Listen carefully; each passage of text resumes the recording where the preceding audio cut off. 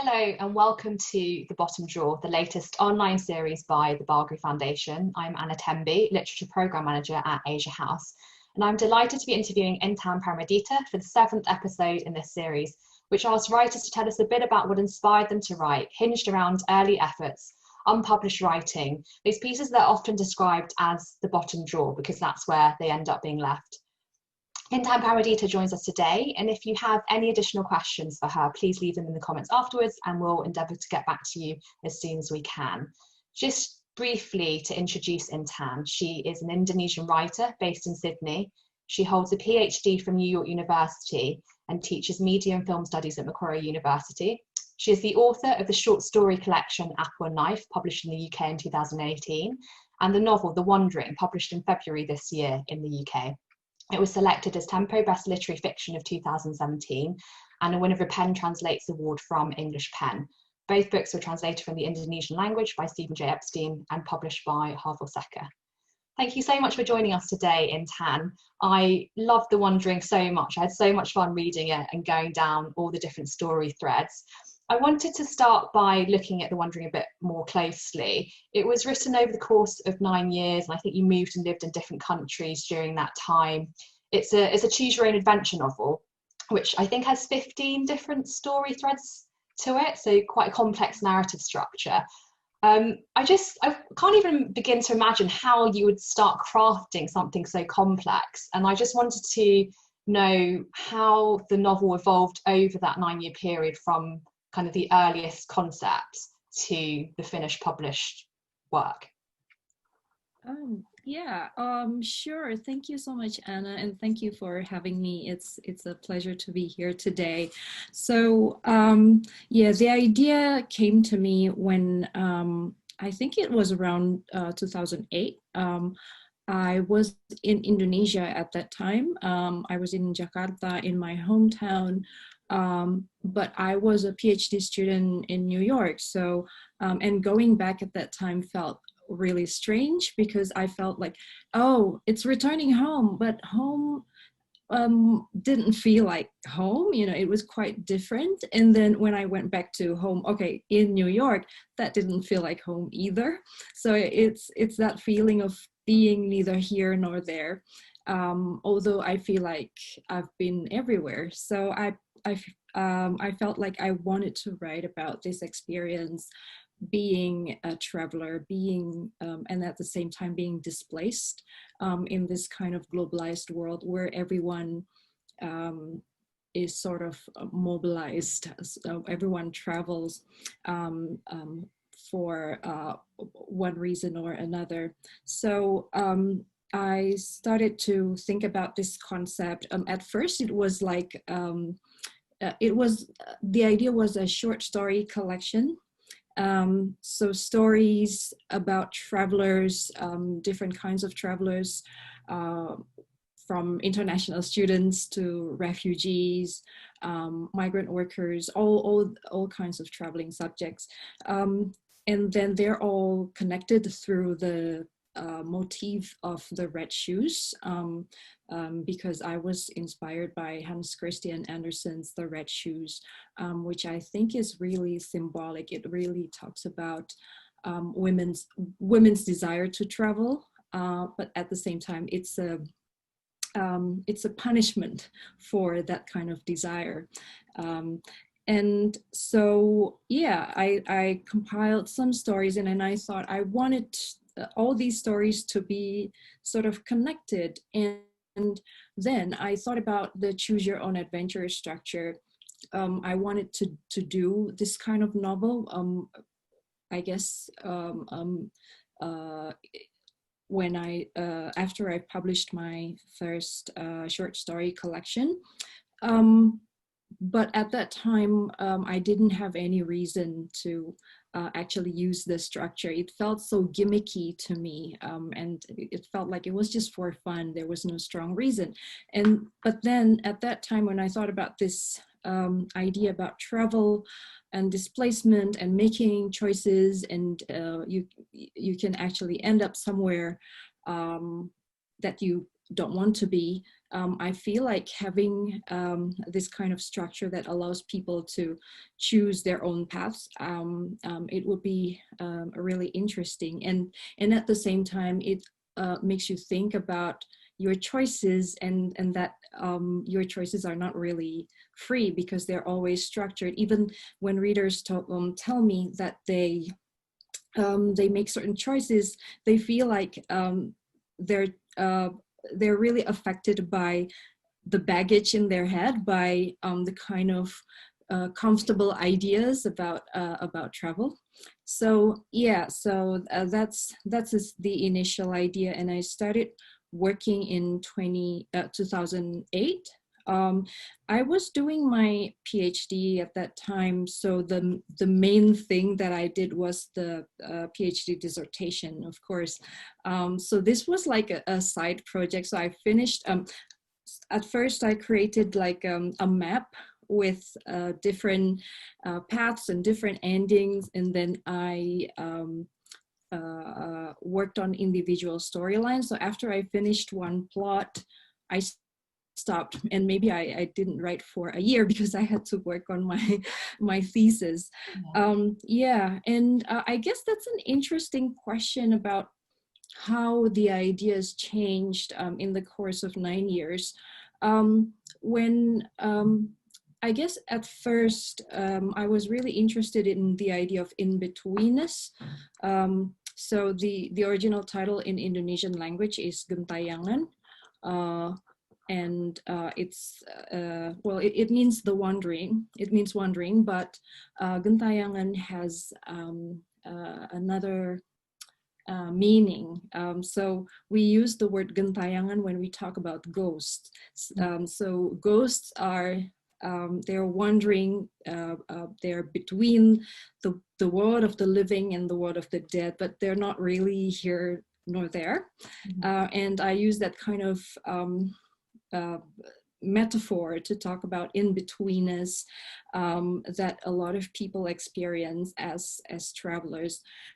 So that's something I explore.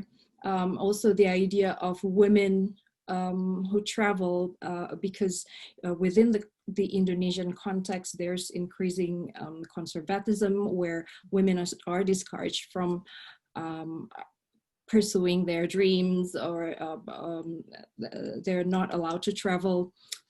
So it's about, you know, claiming your right to travel.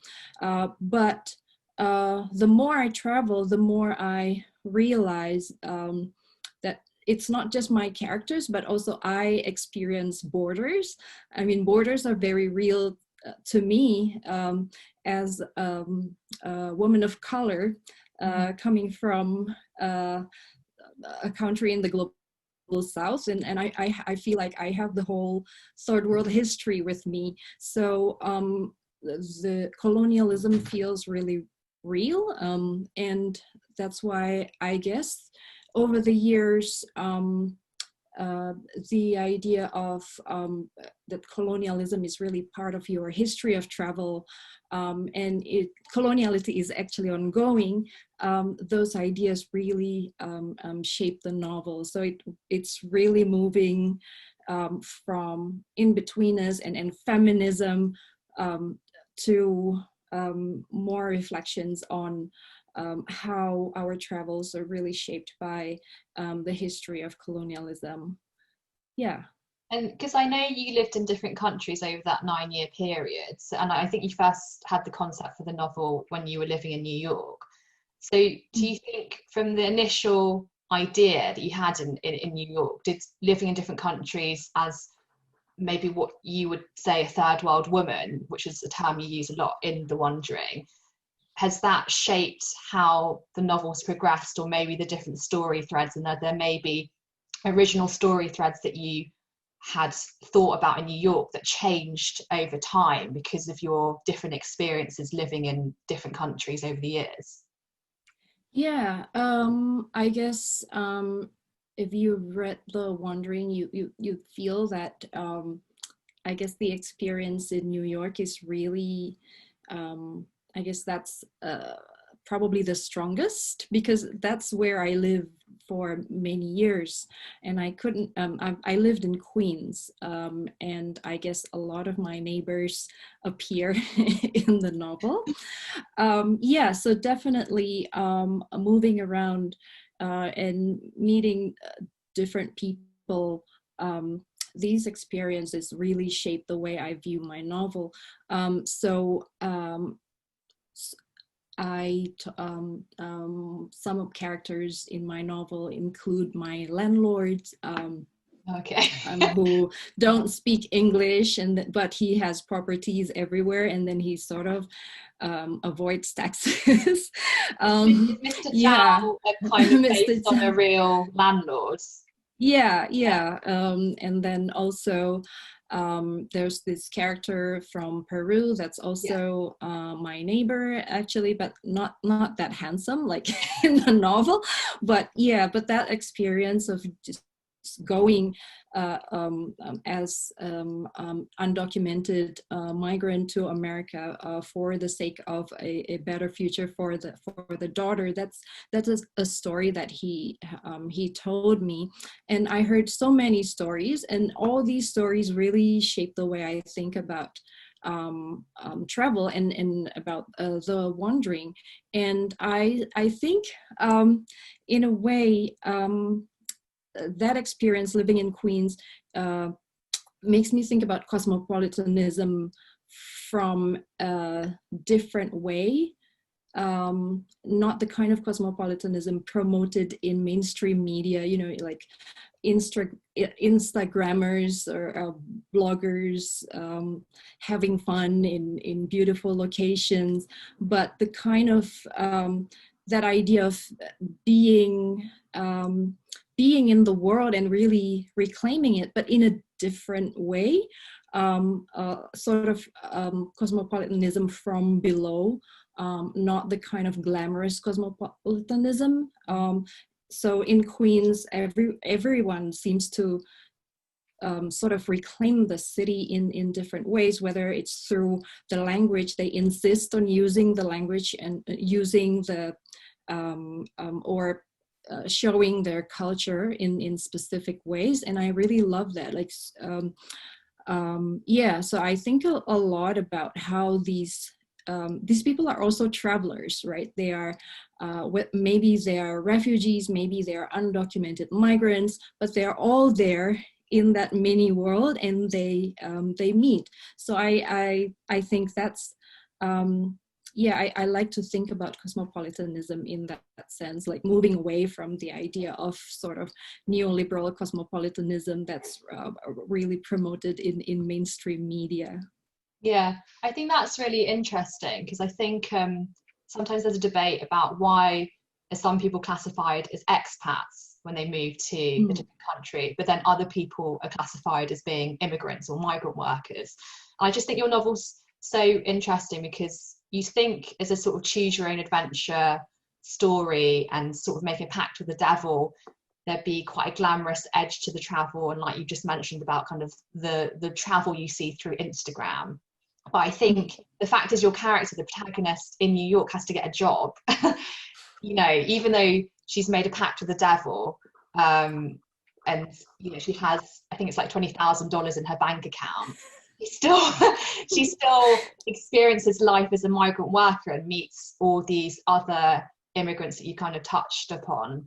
So I just found that really interesting, and it's a unique take on a travel story that kind of looks at the, as you said, the unglamorous side of travel and movement. Yeah, that's what I guess that's what I like about this idea of the red shoes. So the red shoes, because they're the devil's red shoes, they can take you everywhere, they can help you wander, but once you get there in your destination, you're just completely all alone. And then the devil is kind of, well, the devil, what do you expect? He's kind of irresponsible too.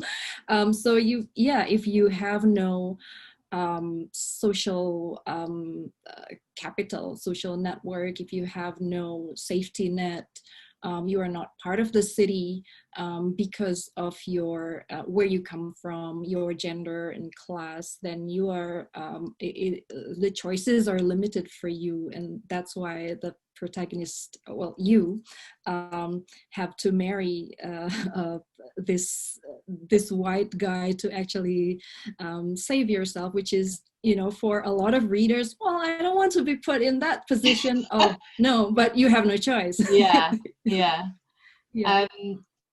You know, the Choose Your Own Adventure series of children's books that were really popular in the 80s and 90s. Are those books that you read as a child, and is that what drove you to want to release your debut novel, was this kind of structure? Yeah. So yeah, I read these books when I was a child, and I guess I have always wanted to write a choose your own adventure book, but for adults. It's just that it was only in 2008 that I found a reason to actually work on that and use the structure. I think the difference between the novel and the choose your own adventure books is that the you character in choose your own adventure books is quite empty, like, so it can be anyone, but here you really have to be in the shoes of this woman, this third world woman who has no privilege to travel, and therefore she has to make a pact with the devil. So it's also, I guess, a way for me to show this is what it means to be a third world woman traveling, and I don't think we hear travel stories from that point of view so much. Yeah, so that's a difference. And also, I guess, because the structure, I guess I would say that the novel, with different choices and different paths, it's quite frantic, and it can make you feel exhausted. And therefore, maybe a lot of people wouldn't be able to connect with the character, like to really sit with the character and get immersed. I don't know. Yeah, I mean, I've read some reviewers saying that, oh, I can't really connect emotionally with the character. I can't really care about the character. But that's really interesting, because the question is, why do you have to care about the character, right? Does the character represent your values or your desire? Or can you think about something larger than the character? Yeah, I think, I mean, because it's an experiment, I guess, you know, it really takes the willingness of the reader to play along and to be more active. Yeah. I mean, I don't think I found that I couldn't invest in the characters. I think I got so immersed in the different storylines, because you write in sort of the second person, it's you. So you, the reader, as the protagonist.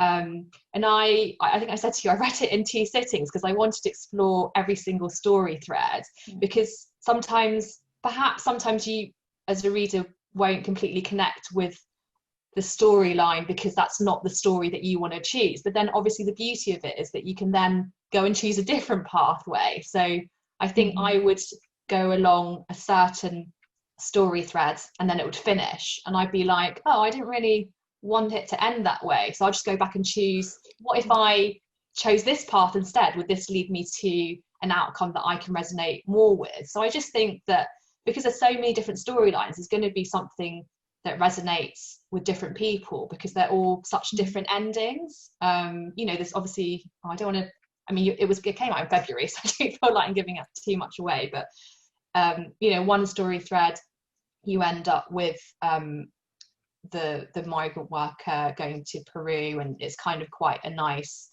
sort of a fairy tale ending, in a way that you know, you have the child and you end up with sort of a happy ever after handsome character.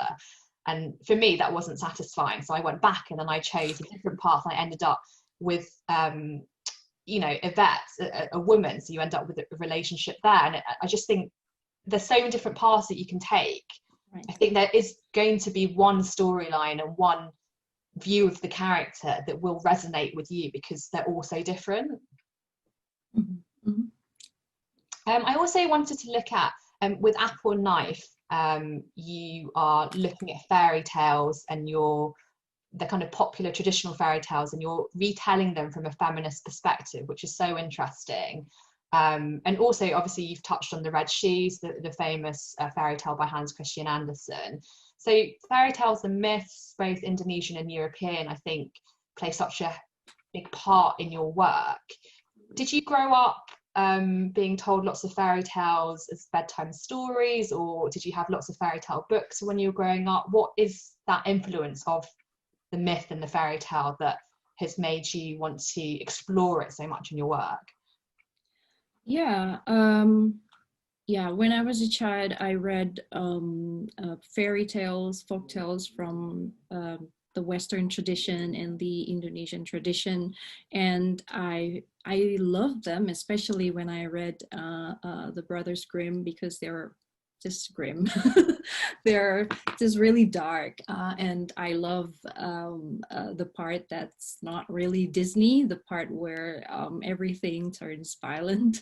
It's just so wild for a child's imagination. It's crazy because the original story of The Little Mermaid, for example, Hans Christian Andersen, it's quite bloody. It's not like the Disney story that you see on you know, on TV. It's pretty gruesome for a children's tale, and the Red Shoes as well. That's, you know, there's quite a macabre theme, and it's quite gory and gruesome for Yeah. for a children's Yeah, tale about morality. there's always mutilation involved. Yeah, Yeah, and I found those stories interesting, also the Indonesian folk tales, because women are always I find that there's some similarities among these stories. So women are always rewarded when they are good girls. They're rewarded with marriage, or you know, living happily ever after, having a secure life, well, financially. But then when they are bad, and especially with powerful women, because in Indonesia we have stories about powerful women. For instance, the story of Calon Arang. She's a witch from Bali, and she is very unhappy because she has a daughter, and she's a widow. And because she's a witch and she's so powerful and scary, no one wants to marry the daughter. And, you know, at that time, I think it's 12th century, and she is upset because the only hope for her to make sure that her daughter is happy is through marriage. So she destroys the whole village, like she kills everyone. But the story is actually about how the king, powerful men are really anxious. They're really afraid of this one smart, powerful woman, and she actually has disciples. She has 7 students who collaborate and assist her. I think that's really cool. So there's this one woman who teaches all female students, and all these women collaborate to help her. I guess the idea of, you know, a woman being really smart and powerful, and a woman creating her community,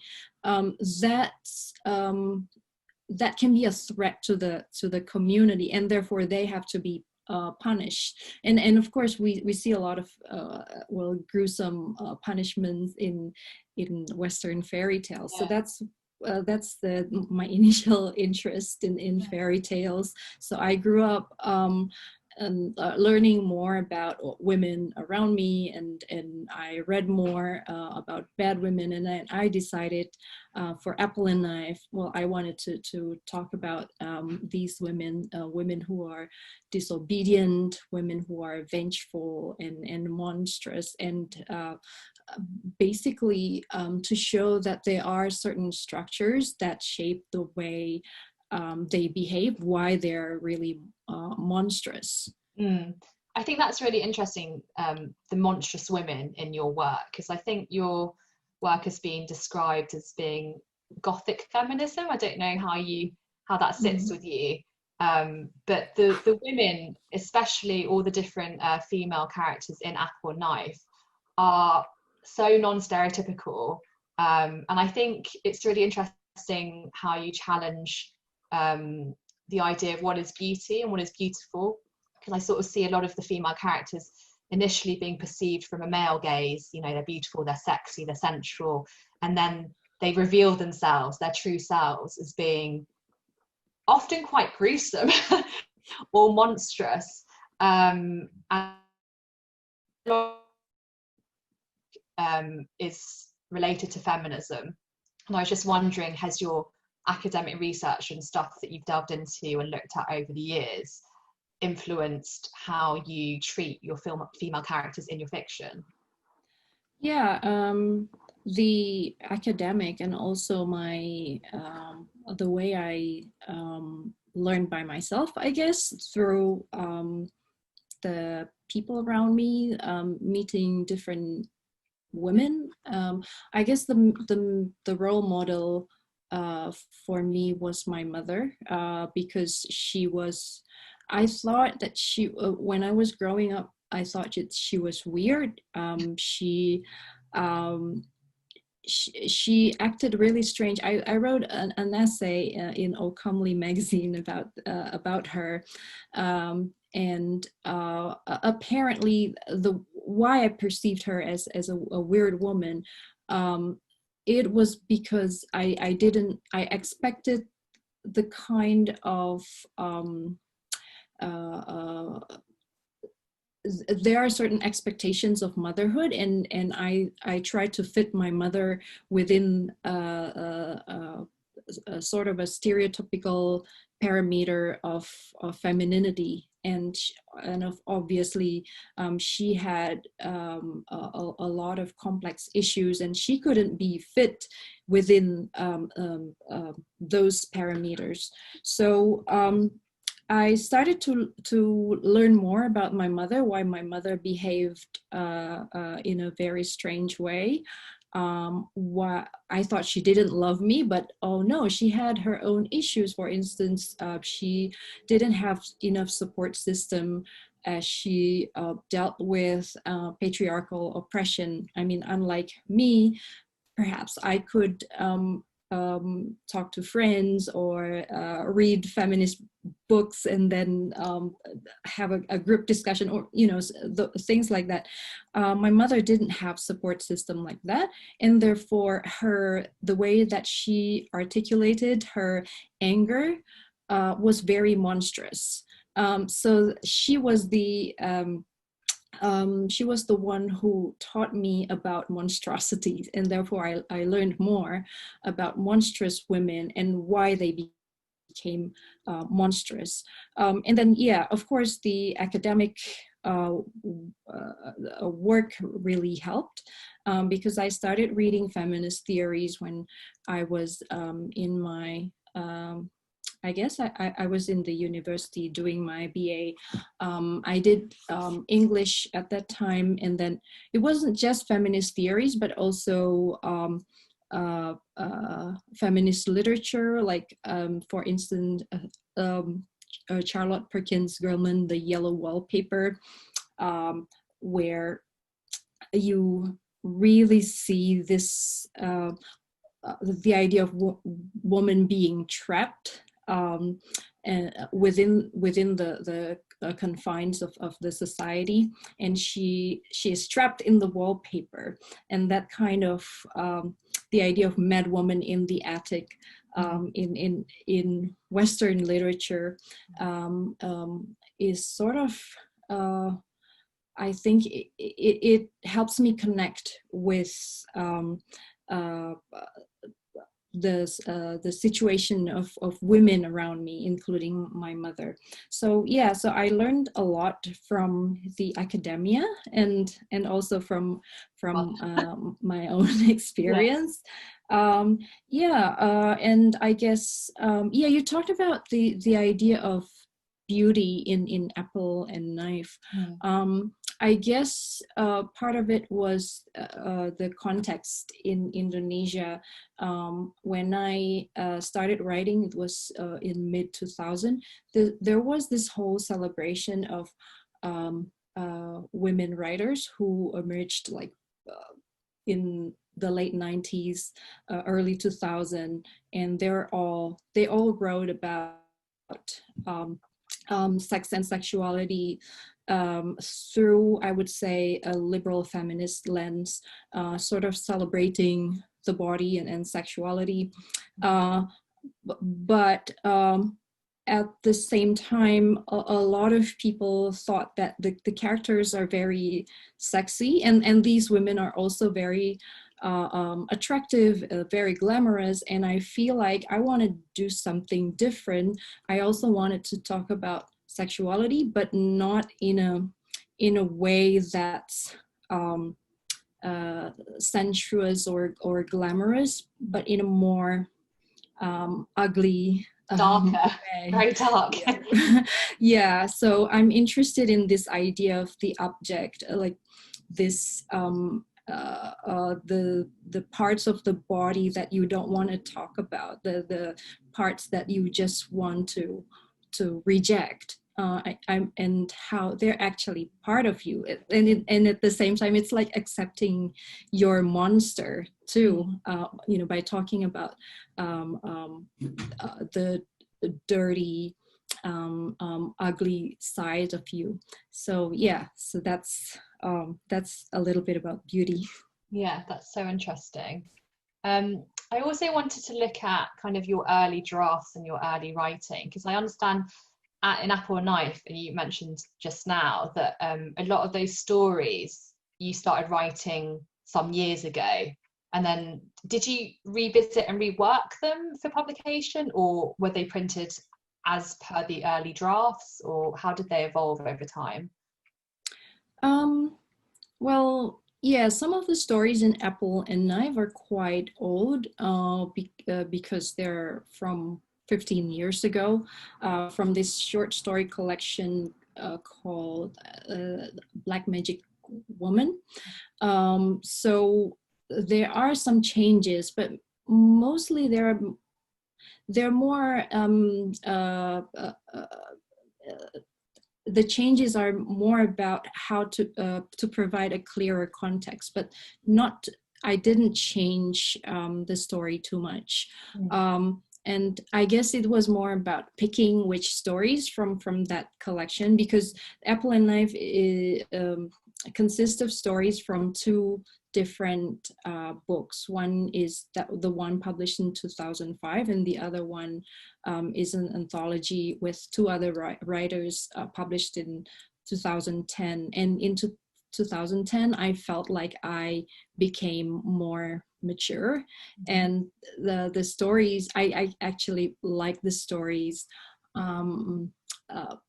that I chose for Apple and Knife, but not all stories in my first collection can appear in Apple and Knife because I think they're quite embarrassing.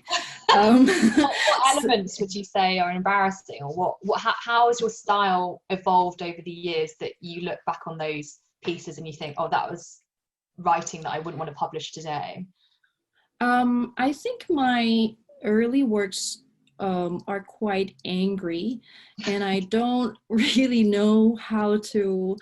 I was really young. I mean, young when you were in the 18th century. Young is like Mary Shelley, you know. But now young is like a bit silly. But I felt like my early works were quite raw, and I didn't really have time, or didn't really have the skills to actually polish the work A lot of the stories in that first collection, I felt like they couldn't be in Apple and Knife. Oh, so one story that actually made it to the collection was called Blood. And I really like and I didn't like that because I felt like this is like a story of an angry feminist, and Stephen Epstein, my translator, he actually said that it's a very unique take on the body and the object and the menstruation as something that people see as grotesque and monstrous. So it would be really interesting for non-Indonesian readers to read I'm this really glad story. you published that, because I think menstruation is, I think because you explore blood in so many different ways in your work, that, you know, to miss out on menstruation would be, because you deal with women so much, it would seem like something was missing. And also because it's still a bit of a taboo subject. It's just not really, you know, something that people want to talk about or want to address, or Even in Western culture. Even in Western culture, even when you say, you know, everyone knows that a lot of women have periods, and but it's still something that you can't, it's not polite to talk about it. So I'm really glad you tackled that, because I think that's such an important part of femininity in a way that isn't often discussed. So I'm glad you kept it in. Thank you. And I'm glad too, actually, because it's one of the stories that I think it's a story that's most talked about by people, readers, reviewers, and I think people can really connect to that story. But yeah, in general, that's what I feel. My early works are quite raw and they're angry, and I didn't know how to make them more subtle. Are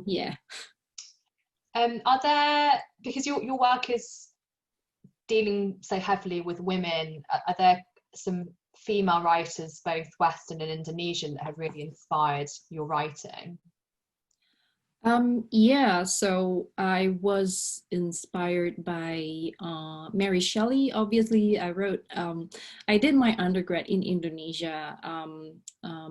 I was an English lit student, and I did my BA thesis on Mary Shelley, and then around the same time, I also read Margaret Atwood, and I found some sort of connection between the two writers in the way that they use horror. Well, maybe Margaret Atwood, in her stories, the horror is more subtle and not that explicit.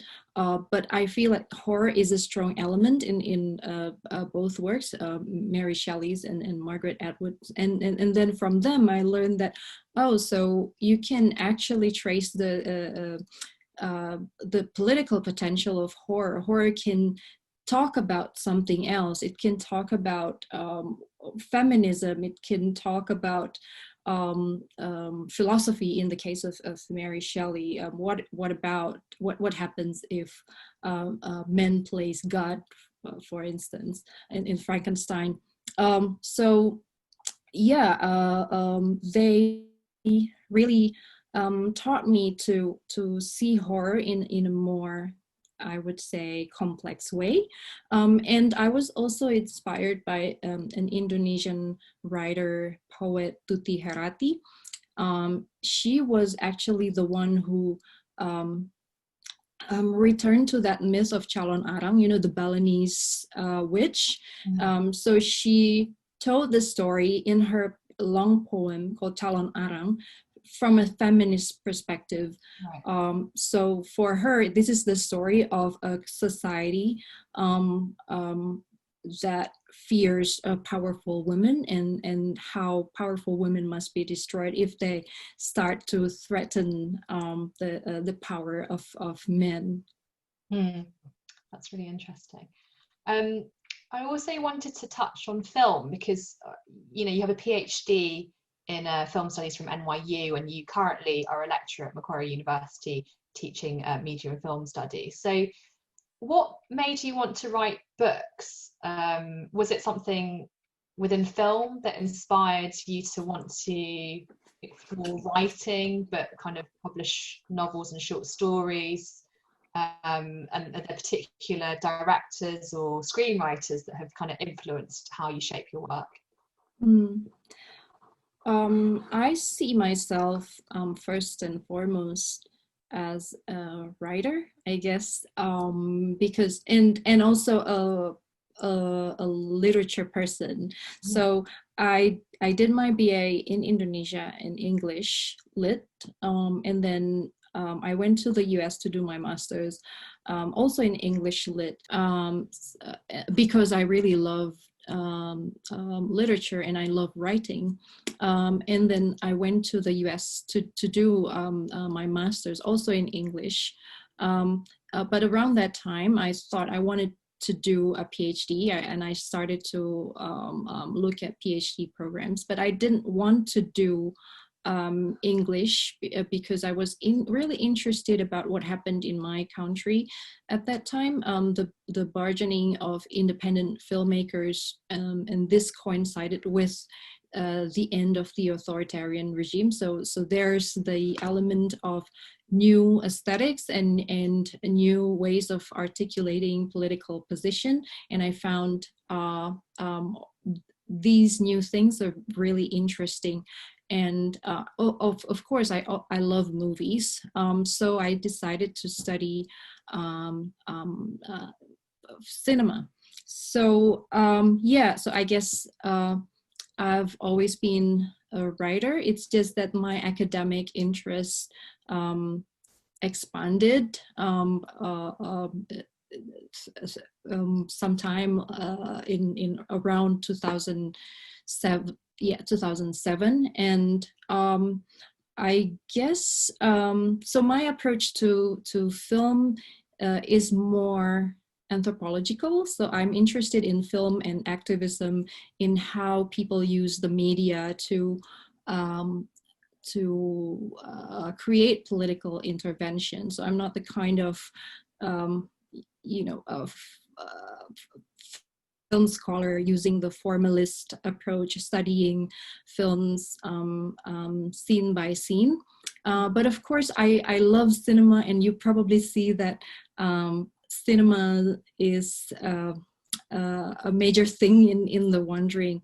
I love David Lynch, and because he's weird, his films are weird. And also Hitchcock. In fact, Vertigo is, there's a story in The Wandering that's an homage to Vertigo. So yeah, I really love these directors for how they represent horror, but that representation is still very much grounded in reality. So their films are not about different worlds, completely different worlds. There's always a sense of realism, and that makes you feel more afraid, actually, because it's very real. Yeah, I definitely see that particularly in The Wandering. It's a contemporary setting most of the time, a contemporary protagonist, but then suddenly the world shifts a little bit, and there's a bit of a surreal element that conflicts with the mundane, and that horror and that gore and the gruesomeness kind of is always lurking in the corner, which I just find so interesting about your writing. So yeah, it's interesting to know that that's kind of an influence that stems from some film. Are there any books that you wish you'd written, or any books both?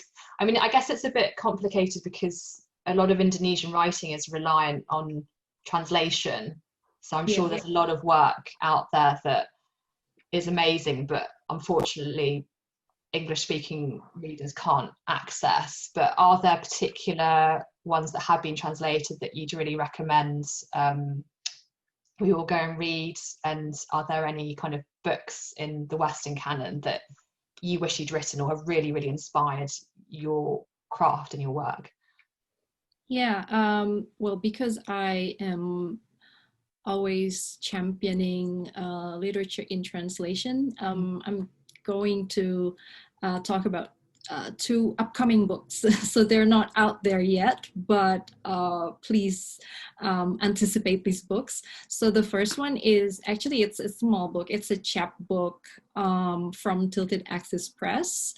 So, you know, they have a series called Translating Feminisms, where they publish chapbooks featuring women writers from Asia. And this year I am the curator and the editor of the Indonesia chapbook. So there will be a chapbook called Deviant Disciples. It features 5 Indonesian women poets, including Tuti Herati, whom I talked about, and an excerpt from her long poem Calon Arang, the Balinese witch. So it's there. So they are all badass feminist Indonesian writers. So yes, and the book will be available at the end of this year via Tilted Axis Press. The other one, it's currently being translated. It's also Indonesian and also a major influence in my work. It's Budi Dharma. The English title is probably The People of Bloomington. So this is interesting because this was written during Budi Dharma's time in Indiana, Bloomington in the US. At that time, he did his PhD in English on Jane Austen. So, and before that he was known, it was in the late 70s. The book came, The People of Bloomington came out in 1980. And he was doing his PhD on Jane Austen, and I felt that it really affected his portrayal of the people. Like, the book is really about the people in Bloomington, but it's really weird. So there's a sense of Jane Austen realism there, you know, how characters observe this social reality and making commentary about the moral of the society. But the characters are morally questionable, and they're really perverse. They're really weird.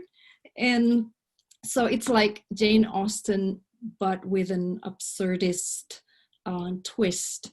And and the story is about it's a realist story, but there are moments when you feel that it's just too weird, that it starts to become horrific, and probably you can see why I'm interested in this author. There's always something ugly and grotesque lurking within what seems to be a nice and comfortable reality. Great. Well, we should definitely look out for those, and we'll write up the names of those authors in the books. The translator of I forgot if I mentioned this, but the translator of Budi Dharma's The People of Bloomington is Tiffany Thao. Okay. Who you work with quite a lot.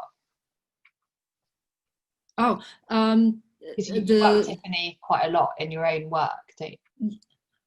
Yeah, she is also the translator, one of the translators in Translating Feminism, Deviant Disciple. And this is her project, her latest project, The People of Bloomington. So I'm really excited for that. Great.